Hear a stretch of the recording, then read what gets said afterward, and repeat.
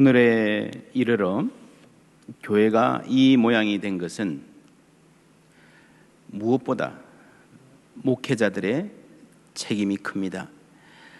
목회자의 한 사람으로서 여러분께 사과 말씀 드립니다. 온라인 예배를 드리기로 결정하는 것이 쉽지 않은 일이었습니다. 교회에 나오지 못하고 집에서 예배하는 것 여러모로 힘듭니다. 아무래도 몸과 마음이 흐트러지기 쉽습니다. 더욱이 온라인 접속이 어려운 성도님들도 계시기에 그분들이 예배를 사모하는 마음을 잘 알기에 참 마음이 아픕니다. 아마 시간이 지난 다음에 TV를 통해서 이 설교 들으실 것 같은데 사랑과 감사 그리고 죄송한 마음 전합니다. 예배에 대해서 고민하며 기도할 때에 이런 말이 떠올랐습니다. Jesus first, others second, yourself last. 첫째는 예수님, 둘째는 이웃, 그리고 마지막에 너 자신. 이 세 글자 앞을 합하면요, J-O-Y, joy, 기쁨이 올 것이다. 생각해 봤습니다. 첫째는 예수님인데, 우리가 온라인으로 예배드리면 예수님이, 하나님이 불편해 하실까? 섭섭해 하실까? 그럴 것 같지 않습니다. 둘째, 이웃들 많이 불편해하고 걱정합니다. 사실은 지금 분노하는 수준에까지 이르렀습니다. 잘못하면 첫째 하나님의 영광도 가리게 됩니다. 셋째가 우리 자신입니다. 온라인 예배 힘들지요. 모이는 예배에 없으면 신앙생활 손해가 많습니다. 그러나 이 순서, 예수님 먼저, 그 다음 이웃들 생각하라는 말을 되새기면 우리가 모일 수 있는 권리, 자유 있지만 양보하는 게 좋겠다 싶었습니다. 장로님들도 동의하셔서 그렇게 결정했습니다. 사실 우리 지역은 괜찮습니다. 굳이 모이자고 하면 모일 수도 있는 상황이지만 우리가 지금은 양보하는 게 좋겠습니다. 하나님께서 이 땅을 불쌍히 여기셔서 전염병 확산을 막아주시기를, 온 국민이 이 일에 마음을 모으기를, 교회가 이 일에 모범이 되기를 기도합니다.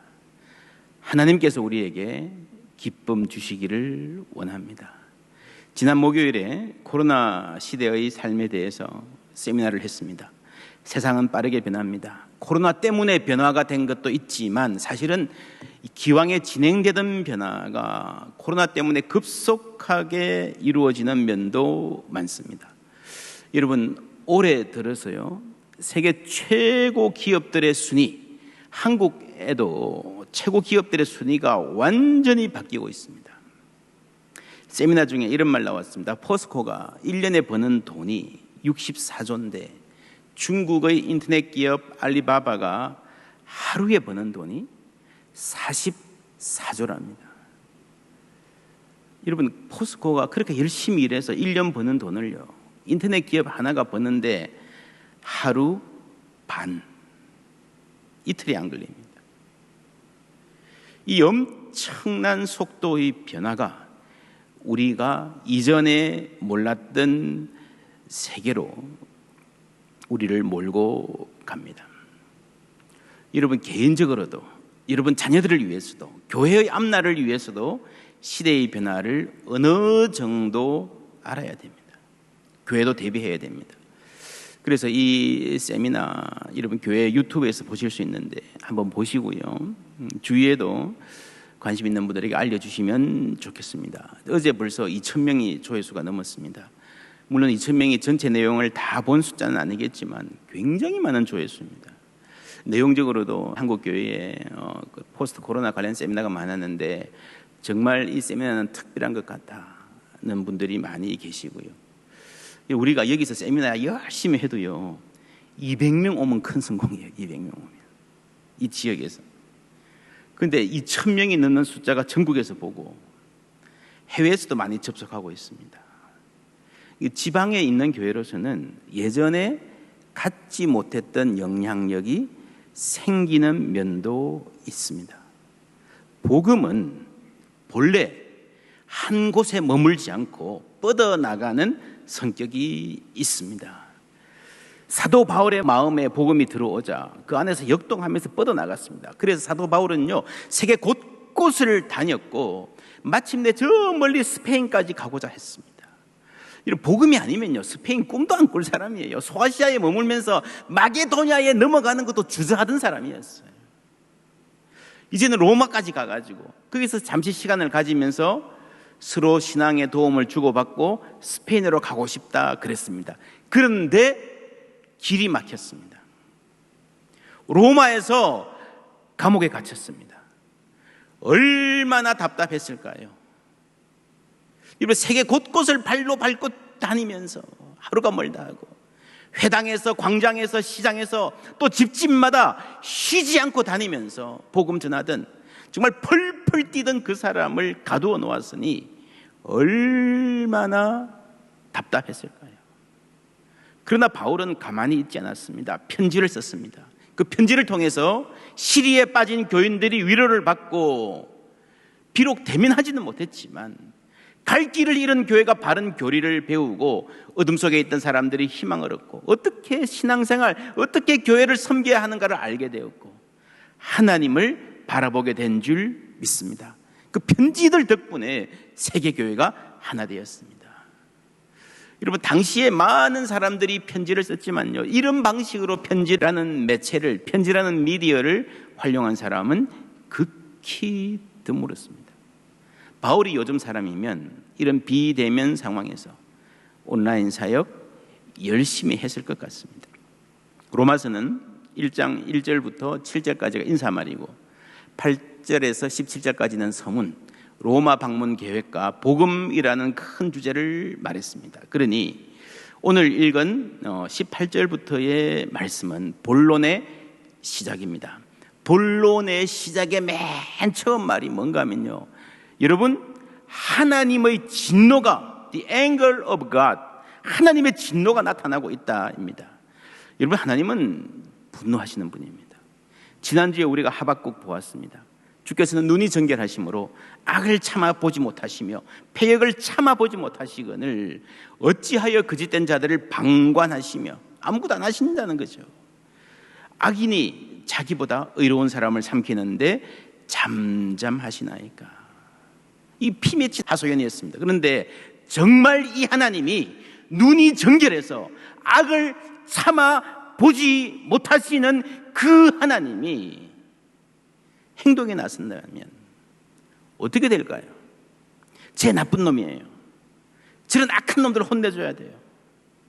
했는데 그 놈의 악만 다루실까요?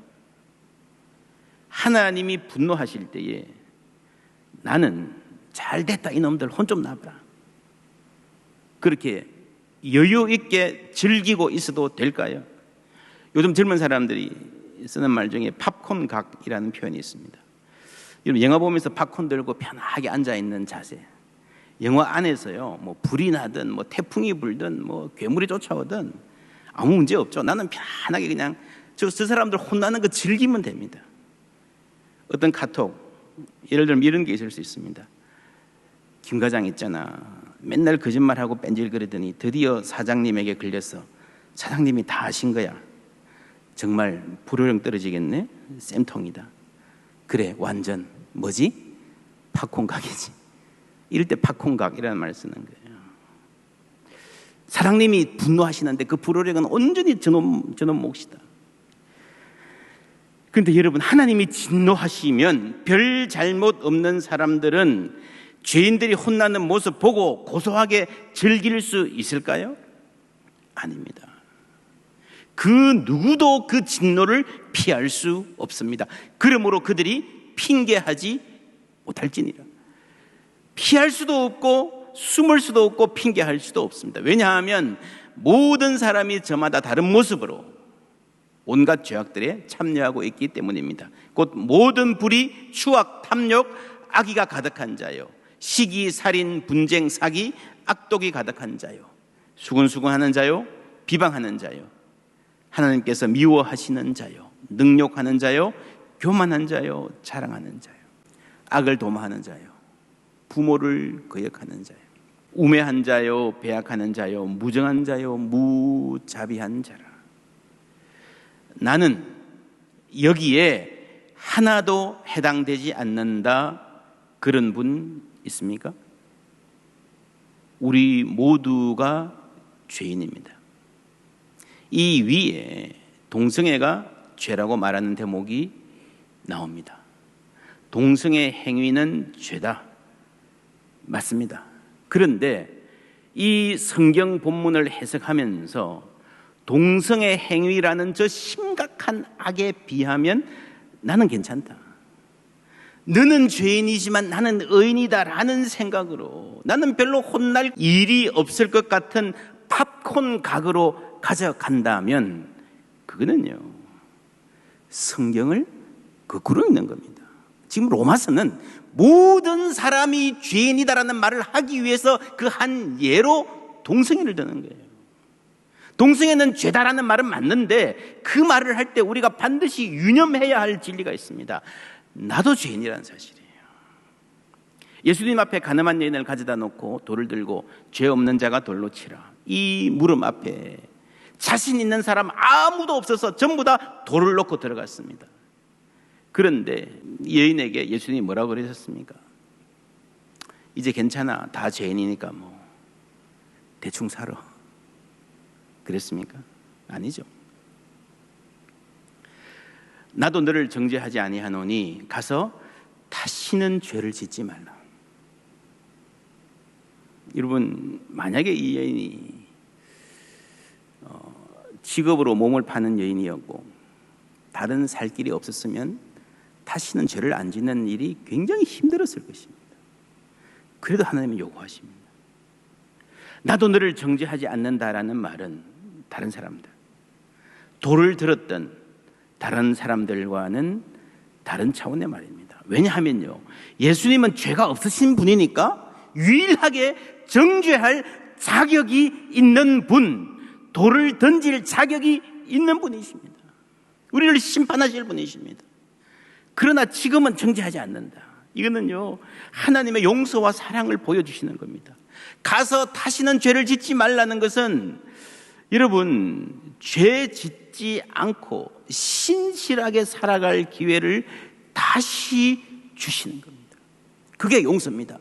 우리가 살아있는 동안에 신실하게 살아갈 기회를 다시 주시는 게 용서입니다. 여러분, 이것은요, 동성애이든 다른 범죄든 마찬가지입니다. 지난번에 말씀드렸습니다. 결혼은 한 남자와 한 여자의 결합입니다. 이 질서를 벗어나는 모든 성행위는 죄입니다. 동성애뿐 아니라 이성애자의 혼외 성관계도 죄입니다. 순리가 아닌 영리, 인간의 본성을 거스르는 것이며 창조 질서에 역행하는 것입니다. 주의할 것은 우리 교단의 그 동성애에 관한 입장 나눠드린 책에도 나와 있습니다. 동성 간 성행위를 성경이 죄라고 정죄하고 동성애적 성향에 대해서는 아무런 말을 하지 않습니다. 그러니까 동성 간 성행위는요, 이게 자기가 동성애자라고 생각하던 사람이든지 아니면 당시에 오히려 더 누가 많았는가 하면은 이성애자이면서 결혼해서 멀쩡하게 자녀 놓고 살면서 동성애 행위도 하는 사람들이 더 많았습니다. 요즘은 이걸 바이섹슈얼이라 그러죠. 이런 사람들이 더 많았습니다. 그걸 합쳐서 동성애 행위를, 프랙티스를 죄라고 하지 동성애적 성향 자체에 대해서는 말하지 않습니다. 그러니까 너는 동성애적 성향이 있는 사람이니 다른 사람과 달리 취급받아야 될 특별히 고약한 죄인이야 라고 하지 않는 것입니다. 여러분, 이런 사람도 하나님이 사랑하시는 줄 믿습니다. 그렇다고 해서 너는 동성애 성향을 타고났으니 너에게는 동성애 행위가 자연스러운 것이야. 너에게는 이게 순리야. 이 동성애를 이렇게 옹호하는 사람들이 그렇게 성경을 해석하기도 하는데요. 그렇지 않습니다. 동성애 행위가 죄다라고 하는 것은 변하지 않습니다. 그러면 이런 두 가지 성경적 원리에 의하면 어떻게 해야 될까요? 다시는 죄를 짓지 말라 하는 말을 어떻게 적용해야 될까요? 동성애 성향이 있다라고 생각하는 사람은요, 치유를 위해서 노력하고 교회는 이들을 사랑으로 품고 그 고민을 이해해주고 그 노력을 존중하고 도와줘야 됩니다. 치유하는 과정에 있는 사람이든지 혹 나는 정말 벗어날 수가 없어, 이거 치유가 안 되는 것 같다라고 느끼고 있는 사람이든지, 여러분 가서 다시는 죄를 범하지 않도록 노력해라고 권면해야 됩니다. 그게 뭡니까? 금욕입니다. 너무 가혹하지 않나요? 네, 힘듭니다. 근데 여러분, 이성애자 중에서도요, 평생 결혼 안 하고 사는 사람도 있고 결혼이 늦어져서 오랫동안 인내하며 기다리는 사람도 많고 배우자 사별 이후에 평생을 혼자 사는 사람들도 많습니다. 예수님도 천국을 위하여 스스로 된 고자도 있다고 하셨고, 바울도 하나님을 위해서 결혼하지 않고 사는 것 또한 권할만하다 했습니다. 이 말씀을 따라서 신부님들, 수녀님들 포함해서 하나님을 위해서 결혼하지 않고 일생을 성관계 없이 살아가는 사람도 많습니다. 그러니 동성애 성향을 갖고 있지만 동성애 행위는 하지 말라는 이 말이 그들에게만 요구하는 너무 가혹한 요구는 아닌 것으로 보아야 합니다. 그런데 문제가 있는 대목이 이 대목입니다. 이 요구가 너무 힘들어요. 도저히 안 돼요. 너무 가혹해요. 라고 하는 동성애 성향을 가진 사람들이 많습니다. 이것 자체는 자신의 잘못이 아닙니다. 사람마다 욕구의 차이가 있습니다. 식욕에도 차이가 있고요. 어떤 사람은 음식 쉽게 그냥 조절하잖아요. 어떤 사람은 굉장히 힘들어요. 성욕도 마찬가지입니다. 사람마다 차이가 있어요. 어떤 사람은 성적인 유혹을 쉽게 이기는데 어떤 사람에게는 굉장히 고통스럽습니다. 왜 그런가? 아직도 과학이 규명을 못합니다. 제가 미국에 1997년에 갔는데 그 이듬해 미국이 난리가 났습니다. 클린턴 대통령 탄핵 문제. 당시에 나라의 경제도 더할 나위 없이 좋았고 모든 부분에서 최고의 인기 대통령이었는데 백악관 인턴과의 소위 부적절한 관계로 대통령직을 잃을 위기에 처했습니다. 그 대통령이 이렇게 한 일을 보면요, 정말 이해가 안 돼요. 왜 대통령이 이렇게까지 하지? 이때 미국에서 성도착, 지나치게 과도한 성적 욕망을 주체할 수 없는 사람들에 대한 연구가 많이 진행되었습니다. 아직도 명확하게 과학적으로 규명되지 않은 부분이 많습니다만은 그 중에 상당수는 질병으로 취급되어야 할 사람들이 있다는 게 중론입니다. 여기는 선천적인 경우도 있고 성장 과정의 어떤 경험이나 환경 때문에 그렇게 되는 경우가 있고 사회 문화가 이 성도착이나 성적 욕망을 부추기는 탓도 분명히 있습니다. 복합적입니다. 말하기 조심스럽지만 지금까지 밝혀진 과학적 통계로 볼 때에 동성애자들 중에서 이성애자들보다 과도한 성욕 때문에 괴로워하는 사람이 아주 많은 것은 사실입니다.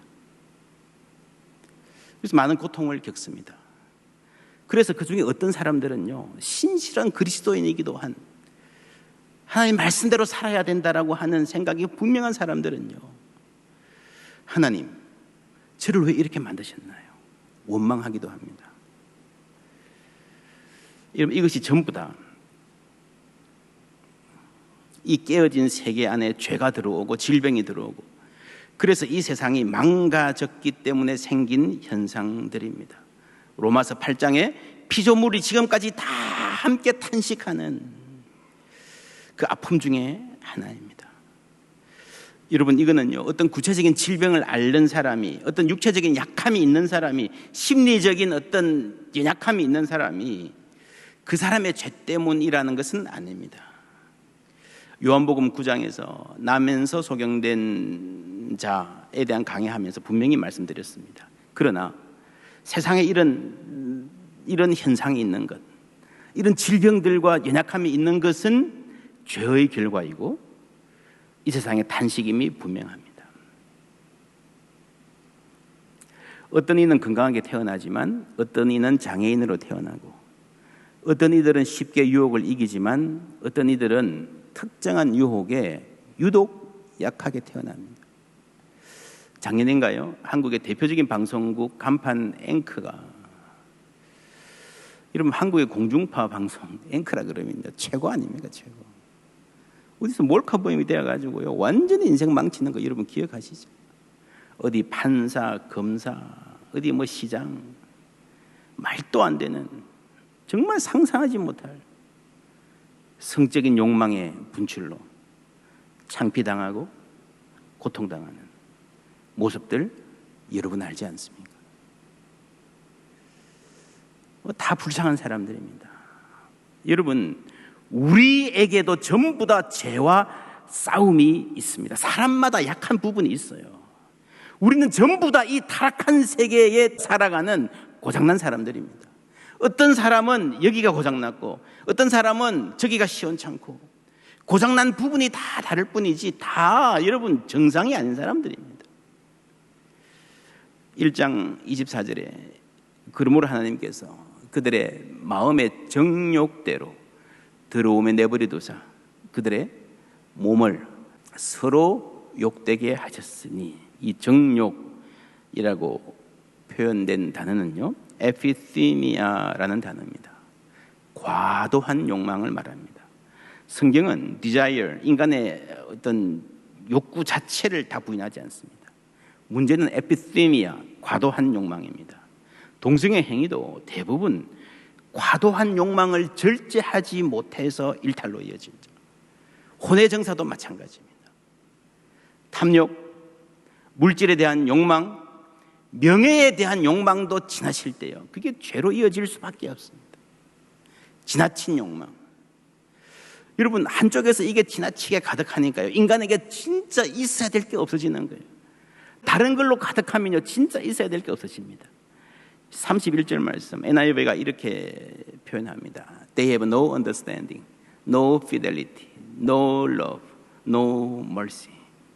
이해력이 없고 신의가 없고 사랑이 없고 자비가 없다. 없어야 할 게 너무 많고요, 작아야 할 게 너무 많고요, 있어야 할 게 없어진 게 인간의 죄된 상태라는 말입니다. 성경은 그렇게 말합니다. 그들을 마음의 정욕대로 더러움에 내버려 두사. 하나님 왜 그대로 내버려 두십니까?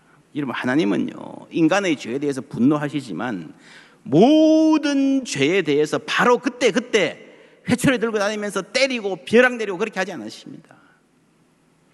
하나님이 인간의 죄에 대해서 진노하시는 방법은 세 가지입니다. 첫째, 장래에 심판하실 것입니다. 모든 사람이 자신이 행한 대로 그 심판대 앞에 서야 될 것입니다. 두 번째, 지금은 최소한의 심판을 공권력을 통해서 하십니다. 로마서 13장 1절, 각 사람은 위에 있는 권세들에게 복종하라. 권세는 하나님으로부터 나지 않음이 없나니 모든 권세는 다 하나님께서 정하신 바라. 그는 하나님의 사역자가 되어 내게 선을 베푸는 자니라. 그러나 내가 악을 행하거든 두려워하라. 그가 공연히 칼을 가지지 아니하였으니, 이 칼은 공권력의 상징입니다. 곧 하나님의 사역자가 되어 악을 행하는 자에게 뭘 따라요? 진노하심을 따라. 누구의 진노입니까? 하나님의 진노예요. 하나님께서 그 진노를 공권력을 통해서 사람들에게 보응하신다는 거죠. 그래서 여러분, 아주 예외적인 경우가 아니면, 아주 예외적인 정말 비상식적인 독재가 아니면요, 그리스도인들은 공권력의 심판을 통해서 하나님이 벌 주시는, 하나님이 일하시는 것을 받아들여야 됩니다. 그게 성경의 교훈이에요. 하나님이 세상 정부를 통해서 일하십니다. 그러나 이것은요, 최소한의 벌입니다. 법원에서 무죄 났다고 해서 죄가 없다는 말은 아니죠. 여러분, 검찰에 불려가서 기소당한 적 없다고 해서, 경찰에 오라고 한 적 한 번 없다고 해서 내가 아무 죄 없는 사람이라는 말은 아니죠. 그래서 최소한이라는 말이에요. 세 번째로 하나님의 심판은요, 첫 번째는 장래에 심판하시고, 두 번째는 뭘 통해서요? 공권력을 통해서 심판하시고요. 세 번째는 참으시고 내어버려 두시는데 그것 자체가 현재의 심판이 된다라는 겁니다. 1장 27절, 그들의 그릇 때문에 상당한 보응을 그들 자신이 받았느니라. 또한 그들이 마음에 뭐라고요? 하나님 두기를 싫어하며 하나님께서 그들을 그 상실한 마음대로 내버려 두사 합당하지 못한 일을 하게 하셨으니, 내버려 뒀다는 거죠. 마음대로 살도록 내버려 뒀다는 거죠. 여러분, 어떤 병은 그렇지 않습니까? 병원에 가면 왜 이제야 오셨어요? 좀만 일찍 오셨으면, 선생님 좀만 더 자주 의사를 만났으면 달았을 겁니다. 근데 말 안 들어요. 싫어해요. 내버려 두는 거예요. 여러분, 죄인인 인간에게 가장 큰 벌은요, 물론 미래의 벌이 예비되어 있지만 지금 현 상황에서 가장 큰 벌은요, 그냥 놓아주는 거예요. 사실 조금 잘못할 때 경찰 잡혀가서 창피당하면요, 그 사람은 앞으로 희망이 있을 수 있어요. 놓아두어 보세요. 죄가 점점 커지잖아요. 괜찮다고 생각하잖아요. 여러분, 하지 마라. 죄를 범할 때마다 간섭하고 때린다면 지금은 아프지만 지나고 나면 고마워할 겁니다. 가만히 놓아두면, 내버려두면, 마음대로 그냥 살아버리면 자기의 에피세미아, 욕망대로 살면 최악이 됩니다. 그래서 하나님 말씀하십니다. 그들의 그릇 때문에 상당한 보응을 그들 자신이 받았느니라. 여러분, 죄 짓는 사람은요, 그만큼 지금 불행하게 살고 있습니다. 분출하는 성욕을 누르지 못하고 어디 클럽으로, 룸살롱으로 밤에 거리를 배회하는 사람들 행복할까요? 밤낮 돈돈하면서 눈이 벌게 해서 다른 사람들 이용해서 자기 배를 불리고 거짓으로 살아가는 사람들 잘 사는 걸까요?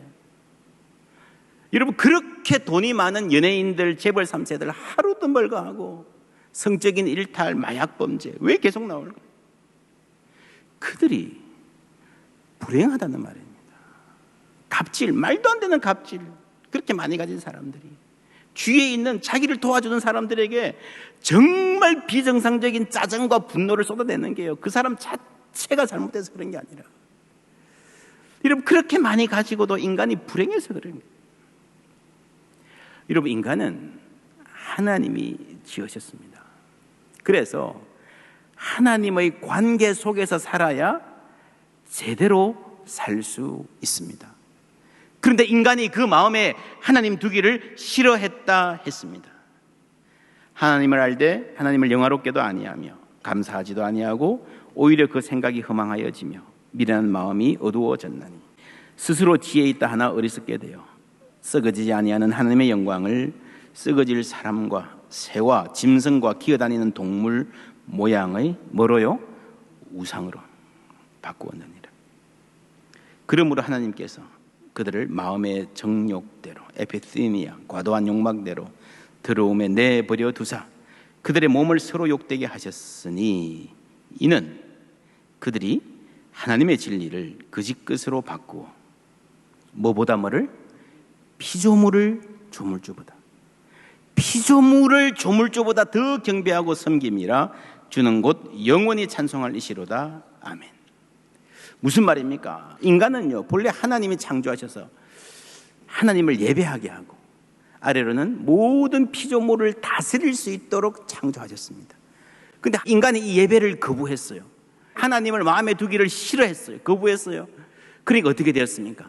인간이 하나님을 거부하니까, 여러분, 인간은 본래 뭔가를 예배하는 존재로 태어났거든요. 피조물을 예배하는 거예요. 인간은 하나님을 거부해서 하나님과 같이 동등되게 높아지기를 원했지만요, 그 결과 피조물을 예배하는, 그 헛된 것을, 목상과 금상을 따놓고 그것을 절하고 예배하는 그야말로 비참한, 피조물보다 더 아래로 내려가는, 해와 달과 별을 섬기면서 자연을 두려워해야 되는 그런 상태로 떨어졌다는 것이 성경의 진단입니다. 그게 우상숭배입니다. 골로새서 3장 5절은요, 탐심이 우상숭배다. 에피티미아가 우상숭배라고 그랬습니다. 이 탐심은 과도한 욕망을 말합니다. 여러분, 과도한 욕망이 우상숭배입니다. 꼭 눈에 보이는 형상을 만들어 놓고 절하는 것만 우상숭배가 아니에요. 모든 욕망, 과도할 때 우상숭배입니다. 그 중에서도 가장 강한 것 세 가지가 뭔가 하면요, 리처드 포스트가 이런 책을 썼습니다. 돈, 섹스, 권력. 동성애는 이 중에 하나, 섹스에 해당하는 거죠. 이 세 가지 욕망이 인간을 노예로 만드는 가장 강력한 우상입니다. 철학자 베이컨이 이런 말을 했죠. 돈은 최선의 하인이자 최악의 주인이다. 인간이 돈을 사용하면, 부릴 줄 알면요, 얼마나 좋은 하인인지 모르는데 그게 본래 자리인데, 많은 인간이 돈을 주인 삼으면요, 그걸 예배하면요, 그게 우리를 노예로 삼는다는 거예요. 오늘도 많은 사람들이 돈의 노예로, 성의 노예로, 권력의 노예로 살아갑니다. 하나님을 섬기면서, 하나님을 예배하면서, 우주 만물을 다스리면서 품격 있게 자유롭게 살 수 있는 인간이 탐욕의 노예가 되어서 살아가는 거예요. 그래서 모든 문제의 근원은 예배의 문제입니다. 하나님께서 창조하신 인간이 그 마음에 하나님 두기를 싫어하고 하나님을 떠날 때에 모든 문제가 발생합니다. 여러분, 이 외의 다른 모든 문제들, 하나님을 섬기고 하나님 뜻대로 사는 예배 외의 다른 모든 문제들, 음란, 동성애, 전부 다 부차적인 문제예요. 하나님과의 관계가 끊어졌기에 엉뚱한 데서 만족을 찾기 때문에 생긴 문제입니다. 탐닉할수록 더 목말라지지 않습니까? 거짓, 다툼, 교만, 살인, 무정함, 어리석음, 비굴함, 이 모든 것이 인간에게 예배가 무너진 탓입니다. 시간이 부족해서 다 말씀 못 드리지만, 인간의 이성이 어두워진 것도요, 하나님을 버려서 그렇습니다. 지금 한국교회가 비상식적인 집단으로 사회에 낙인 찍히는 것도요, 하나님 아닌 다른 것을, 간파는 예배라고 붙여놓고 다른 것을 예배해서 그래요. 오늘 말씀은 이렇게 시작했습니다. 1장 18절. 하나님의 진노가 불의로 진리를 막는 사람들의 모든 경건하지 않음과 불경건, 그리고 불의에 대하여 하늘로부터 나타나나니. 두 가지예요. 인간의 문제는 불경건과 불의입니다. 여러분, 뭐가 먼저입니까? 불경건이 먼저예요? 불의가 먼저예요? 이 불의는 도덕적 타락입니다. 윤리적 문제입니다. 그런데 성경은요, 이 불의 이전에 불경건이 문제라고 하는 거죠. 하나님을 알되 하나님을 영화롭게 하지도 않고 우주 만물을 다스려야 할 인간이 피조물을 우상으로 섬긴 데서 오는 것입니다. 여러분, 하나님이 우리에게 물질을 축복으로 주셨는데 그 물질을 다스리지 못하고 물질을 숭배할 때에 그 물질이 우리를 죽이는 거예요. 우리를 망치고 우리 자녀들을 망치는 거예요. 인생의 고귀한 목적을 잊어버리고 육체적인 쾌락을 채우는 것을 삶의 목적으로 삼는 사람들이 얼마나 비참하게 되어갑니까? 하나님께서 우리를 치유하시기를 원합니다. 지금이라도 우리는 하나님을 하나님으로 섬기는 진정한 예배의 삶을 통해서 경건한 백성들을 세우며 주 앞에 다시 나오며 우리를 새롭게 하실 하나님의 권능만을 의지하는 교회 되기를 주님의 이름으로 축원합니다.